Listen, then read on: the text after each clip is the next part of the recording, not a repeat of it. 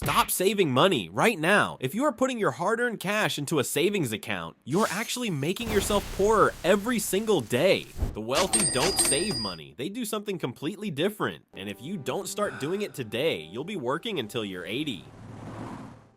I know what your grandma told you, but here is the hard truth. In 2023, if you left your money in a standard savings account earning 0.5% interest, but inflation was running at 3%, you didn't save money. You lost 2.5% of your purchasing power.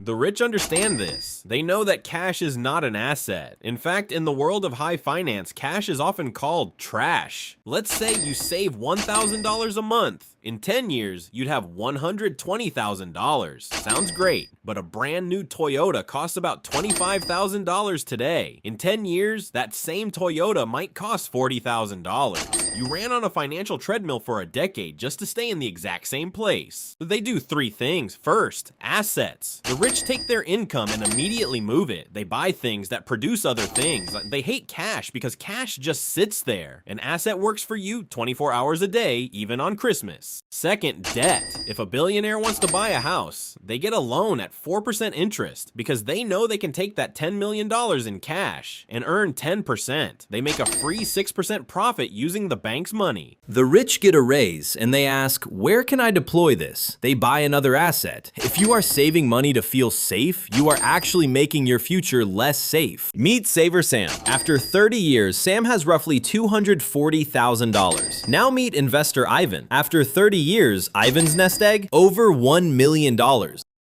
You need a buffer. In finance, we call it an emergency fund. But everything above that shield, that money is a soldier. And soldiers aren't meant to stay in the barracks. They are meant to be deployed. The wealthy mindset shift is this. Savings is for the past. Investing is for the future. Stop saving, start deploying. Thanks for watching Fin About Money. I'll see you in the next one.